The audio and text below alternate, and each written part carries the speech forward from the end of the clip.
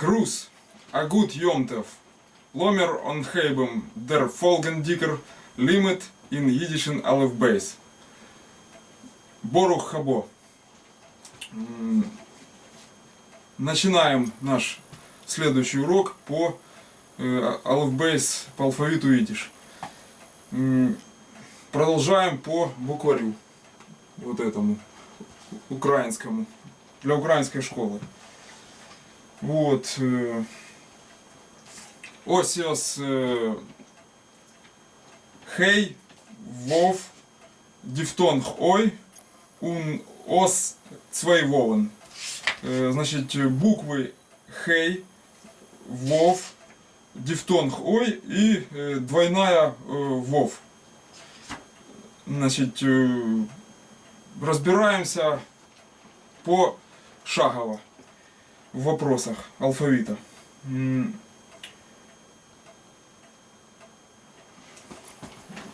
Значит, видишь, есть такая буква, вот, она очень хитрая, она есть и в иврите, вот, произносится, называется она хей, вот такая вот буква, вот она, печатная, рукописная, вот. Значит, с рукописной они тут перестарались. Я сейчас прямо здесь вот покажу, как рукописная звучит. Это, ну, тут конфликт советского идиш с идиш международным. Вот. Значит, сейчас я прямо здесь отмечу, потому что есть еще хес, буква такая. Вот. Она в гебраизмах употребляется в основном. Вот. А вот это именно хей буква, она вот, видишь, ходит довольно-таки уверенно часто. Звук этот, сейчас я напишу, как она пишется в реальности. Вот. Вот так вот она пишется, что вы себе представляли. Вот. То, что они написали вот, это ну как, рекомендовано в советском идиш. Вот я говорил, что буду показывать отличие советского от западного. Вот так вот в западном. Учитесь вот так вот ее писать. Потому что этот вариант, он может быть использоваться в совете Хеймленд. Журнал такой был. Совете Хеймленд. Значит, это. И, ну, в основном вот это вот используется. Рукописная. Вот это печать она.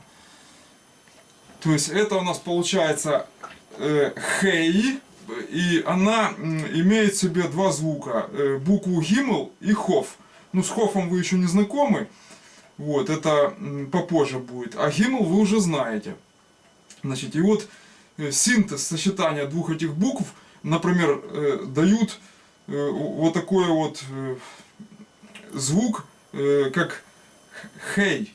Хей, он на выдохе произносится, хей, между хей и хе, среднее такое, хей. Вот говорят собака, да, гунд. Дергунд. Вот. Это надо именно на выдохе. Там не поймешь, ты хе сказал или ге. Но тот, кто язык изучает в теме, он понимает, что собака может быть только так и писаться может быть только с буквой хе, никак не с ге. Там где ганз, вот, это гусь или ганц, цадик в конце. Значит, это целый, целое такое. Вот. Значит, то есть вы поняли, значит, у нас буква хей называется, название буквы, и произносится как выдох она. Она конкретного звука не имеет, это среднее между гимл и хоф, как хей, вот такое вот. Гунд. Это, и вот сейчас вот это собака. Вот сейчас вот мы, это какая-то собака. Не позволю про царя такие песни сочинять. Так, дальше по словам идем. Значит, слова какие тут дают? Вот, допустим, нарисовали они оленя, да? Вот это гирш, олень. Чтобы вы себе представляли, как пишется вот отсюда. Гирш. Это в камере зеркало развернуто. Я пальцем все время веду не в том направлении. То есть, учитывайте это. И я буду исправляться. Вот, гирш. Вот это олень. Вот, далее они, значит, ну и одновременно вот можно записать как гирж, это вы же еще не знаете, я просто покажу вот здесь вот, вот так вот, гирш, Значит, это будет зерно. Вот, то есть в окончании, о чем мы говорим, нужно догадываться. Это хирш, олень, или хирж, это зерно. Это по контексту нужно догадываться, о чем говорят. Вот. Дальше что у нас тут есть? Вот, допустим, хант, да, рука. Вот у нас идет. Хант. То есть хей, алеф, нун и тес. Дальше. Дальше. Дальше. Петух нарисовали они. Идет как хон. Хон, петух. Вот. Это все мотайте, так сказать, на ус. Вот. Для запоминания это слова. Чтобы сразу не грузить какими-то курсовыми такими потоками.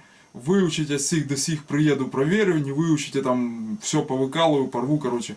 Это доцентов нам тут этих не надо, из джентльмена удачи. Вот, а мы постепенно идем.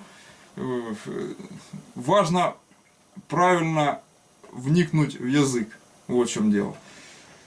Дальше. Вот они изобразили здесь Шустера. Шустер. Это сапожник. Ин Шустергас. Это в Сапожной улице, это как сплетник считается. Сплетни, хождение сплетен. Что-то такое. Вот, кстати, кое-кто какой-то, в общем, очень неплохо устроился. Но это к слову. Это, значит, созвучное, так сказать. Это. Но здесь они Шустера изобразили, вот, у него в руках молоток. Вот, а молоток у нас будет, значит, хаммер. Вот, я тут М поторопился и сверху исправился. Написал рукописное и сверху исправился на печатное. То есть уже привыкайте к этой букве, потом ее будем разбирать. Вот. То есть хаммер это молоток. Он у него в руках молоток.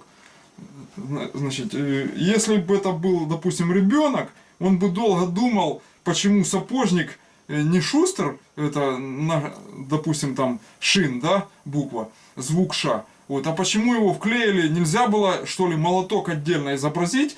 Это пробный просто пруф учебник. Здесь есть недочеты, недостатки. Я сейчас дальше покажу, какие они. Вот, помалу их будем выявлять. Может, кто-то когда-то соизволит исправить. Ой.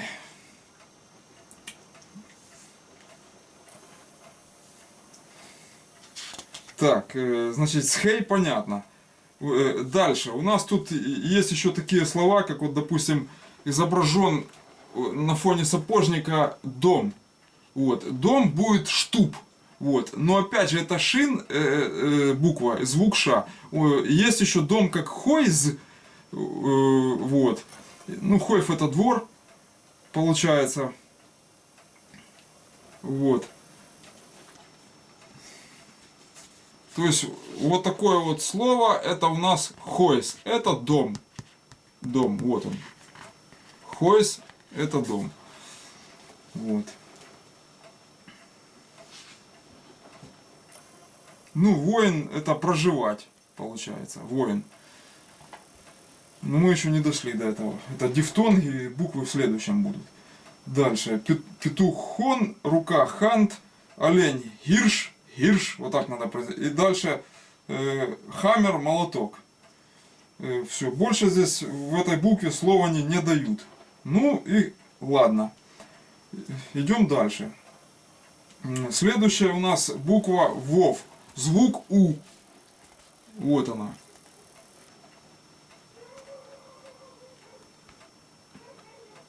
То есть вот печатный вариант и ниже идет рукописный. Вот так вот выглядит. Так, вот, по вот этой букве ВОВ она называется. Еще раз покажем ее. Вот так вот. Это звук У. Значит, даются вот такие рисунки. Вот. Даются орехи. Это нус. Вот. Значит, будем уже к сложным вещам подходить. Я вот тут вот сейчас покажу такую вещь. Вот, допустим, они орехи дали, но тут несколько орехов. Понимаете? И вмешивается уже как бы на картинке множественное число. Вот. Поскольку мы не сильно так, чтобы уже и в детском садике, ну, нужно немножко какие-то вещи все-таки рассказывать посложнее. Вот. И конкретно здесь, если сказать нус, то это будет орех. Да? Если сказать низ, это орехи, но так говорить неправильно. Перед словом идет, как в английском, определенный артикль. То есть у нас в идиш получается это der, это мужской род, dos это средний род, и di это женский род и множественное число. То есть der, dos и di. Вот так вот получается. Мужской средний, женский множественное. Вот. В данном случае, если мы говорим der nus, это орех. Вот он, der nus. Это а di nis, это орехи. Вот. Ну тут то, что буква в корне у звук меняется на и, это уже сложные вещи. По Сандлеру мы будем разбирать, или по Фальковичу там посмотрим.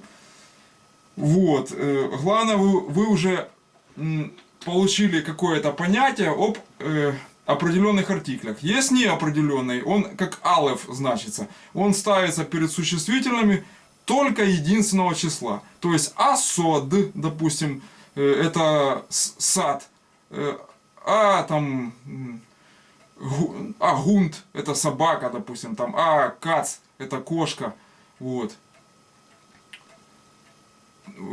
Только в единственном числе он ставится перед существительными. Вот. А здесь понятно, если множественное, значит ди получается. Вот в идиш множественное число не совпадает зачастую с русским, среднее с русским не совпадает, и мужской род тоже может не совпадать. Там шкеребер все, короче. Вот. Поэтому к этому надо привыкать, я тоже до сих пор привыкаю, ничего в этом страшного нету.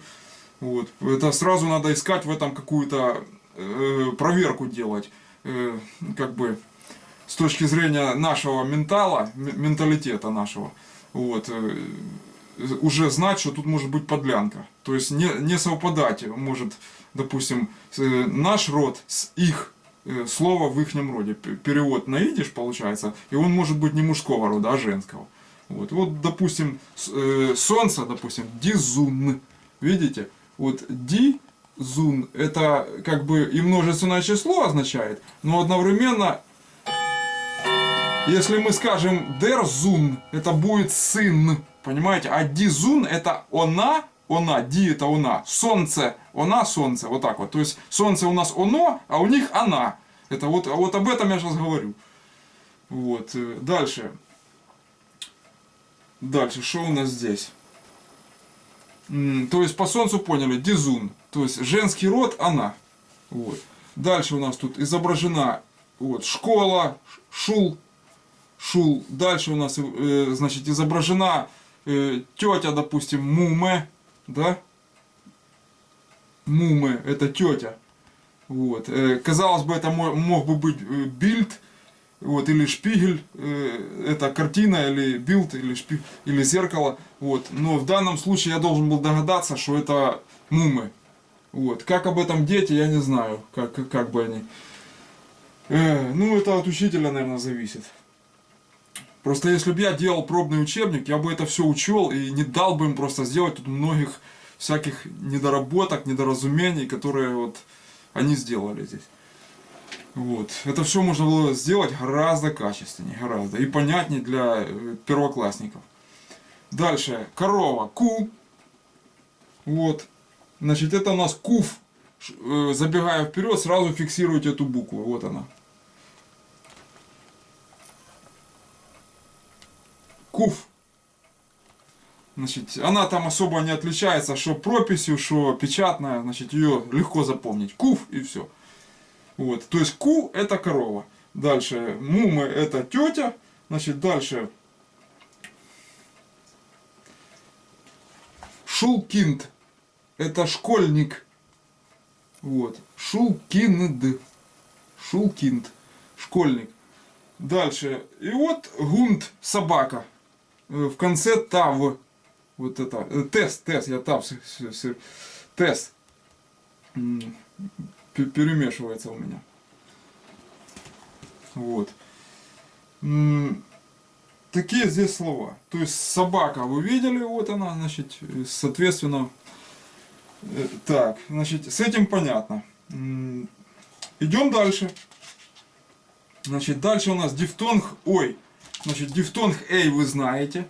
Вот, с ой мы там тоже сталкивались в предыдущих. Вот, и надо его разобрать и здесь как отдельный дифтонг на примерах слов. Это они так посчитали. Если считать дифтонги, там, жи, щи, там будет больше, чем 29. Это официально у них получается алфавит состоит из 26 букв. Значит, но там вмешиваются гебраизмы, будет 29. Значит, и вмешиваются потом вот эти вот дифтонги и звуки ж, ч, ш. Значит, это будет уже за 29. Это там я, получается, еще можно добавить. Да. Значит, у нас на изучение дифтонг ой. Значит, что такое дифтонг ой? Дифтонг ой, это мы уже его рассматривали. Пишется он вот так вот. Значит, это ют и вов. Вот. Рукописный вот вариант. Рукописный. И, соответственно, вот это род. Значит, мойл. Вот он идет. Вот. Мойл. Это, помните, это ламет. В конце это, я говорил по кабале, как Бог спускает творение свое по кабале. Это зигзагообразным способом. Пока малькут не дойдет. Вот. Поэтому лямет здесь, ламет у нас, видишь, это в иврите лямет можно там, а здесь нет, ламет. Вот. Ну, иногда можно ошибаться. Дальше. Вот дом Хойс. Хойс. Мы уже его рассматривали, но они его здесь нарисовали. То есть показать, что дифтонг используется. Вот. Значит, Хойс. Дальше. Ну, Хойф. Хойф. Это двор. Вот это получается в конце здесь. Это, ну, как сказать, лангерфей. Вот. В печатном оно просто пишется. Вот. Лангерфей. Вот так вот. Это, но в письменном, в рукописном разберемся позже с этим. Там очень сложная такая загогулина. Скрипичный ключ смешанный с... В общем, посмотрите. Вот. Дальше. Что у нас тут такое? Труба, дымоход и дым. Это ройх. Ройх. Вот так вот. Потому что ройш это шум получается. Там громкий, тумлен тихо. Ройш громко там или наоборот. Очень надо по тексту определяться. Вот. А ройх это дым. Вот. Нарисовали они. Вот. Ну и дальше вот они изобразили что-то, вот эти вот недочеты, которые я говорил. Ответов они в конце книги не дали. Понять, что это, я так и не смог. Понимаете, перебрал массу вариантов. Поверьте, у меня где-то запас слов около 700. Я никак не могу перепрыгнуть за это число. Вот.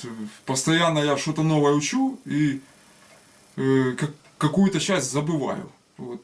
Как-то вот, понимаете, сложно это все.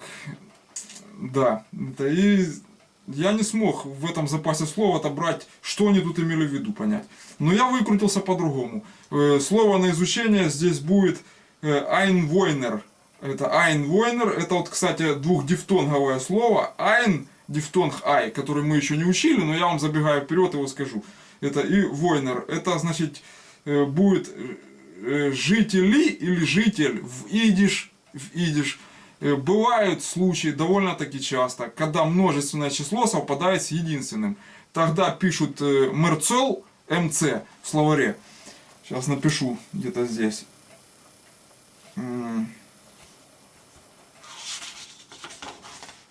Просто мне рукописными, я не привык печатными писать, вот в чем дело.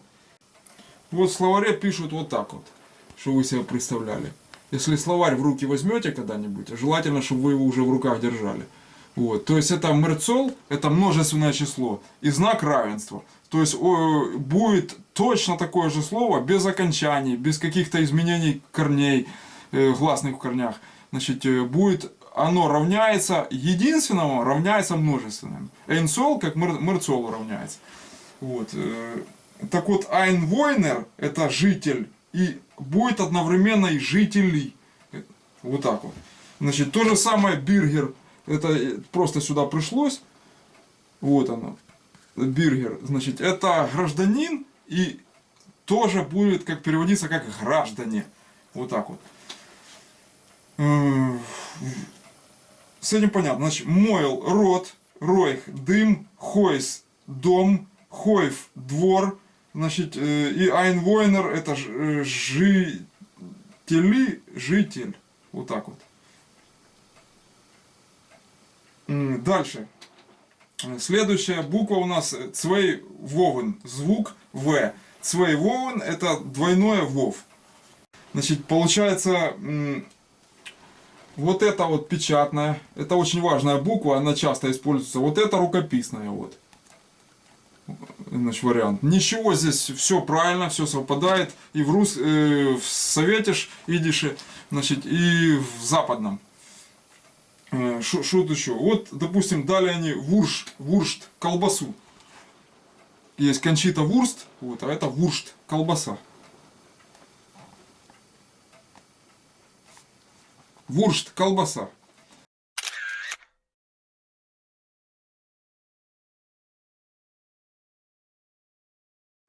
Вот. Дальше, значит, есть телега. Это когда вы вот Сфарима читаете, он там часто приводит деревенскую такую опус такой деревенский. Вот. И там вот это слово встречается. Вогн. Это телега. Вот. Вогн. В конце нун. То есть идет цвей вогн, камец алеф, гимл и нун просто в конце. Вот. Дальше. Дальше идет, значит, они изобразили вот такие елки, сосны. Значит, это валд, это лес, валд. Вот. Ну, это, и вот смотрите. Это, то есть пишется оно вот так вот, чтобы вы себе представили. Вал, лямет и далит. Это цвейвовен, алеф, пасых, да, ламет и валд, далит. Далет, вот так вот правильно. Значит, дальше идет картинка, называется «Догадайся сам». Тут сани, я знаю, что не может быть на цвейвовен сани начинаться, значит, на В. Значит, дети тоже киндер, детишки киндерлех тоже не может. Значит, заяц тоже не будет, и сова тут тоже не будет. Значит, что это у нас такое в общем? Поляна тоже не будет. Значит, будет у нас, значит, винтер. Винтер это зима. Вот. Цвейвовен, ют, дальше нун, тес, значит, айн, там как айн, она, и рейш. Вот, Винтер. Леди Винтер. Вот. Ну и хватит на сегодня. Значит, как говорится, ништ гештоген, он ништ гефлоген. Это, ну как, пошло не туда, не залезло. В общем, это такие идиоматические выражения, ну, которые... Ну, не влезло, не влетело. Вот так вот. То есть, чтобы вот этого не было, ништ гештоген, он ништ гефлоген. То есть, нужно учить слова. Это, чтобы оно именно залезло и влетело. Вот так вот. И это не было как нехтикер тох. Нехтикер тох это типа ночной день. Это, и, ну, в общем, это чепуха. Это тоже идиоматическая идиома. Вот из этих книг, произведений, из, скажем так, классики идиш выражений.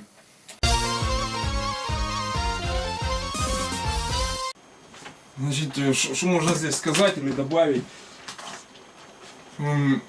Вот, если вы вот хотите, допустим, какие-то успехи сделать в языке, на котором вы не живете в среде, где на нем разговаривают, вот, но успехи вам необходимы в этом вопросе, значит, то хоть какие-то, чтобы оно легче пошло, чтобы не было вот этого ништ гештоген, ништ гефлоген. Вот, как бы не в то горло там, или не пошло, или не залезло, не взлетело, в общем, вот, а чтобы все было нормально. Good. Вот. То язык лучше учить, заучивая фольклорные куплеты из разных песен. Вот, допустим, но вам надо не зазубривать их, как нам в школе дали стишок на 1 сентября в 1 классе. Вот. Good morning, good morning, good morning to you, good morning, I'm glad to see you. Это я пока дошел до дома, его выучил, потому что на листике записал транслитом русским. Вот. И это 1 урок в 1 классе английского. У нас английский был через день, и потом где-то 4 класса каждый день начался. Вот. Но не важно. Значит, я не знал вообще даже, как оно переводится. С трудом помнил, потому что в детском саде нам что-то там надавали. Знал, что good morning это доброе утро. Вот. Значит, так вот, чтобы при заучивании фольклора идиш, вы должны хотя бы примерно знать, как это переводится. А лучше всего точно. Вот.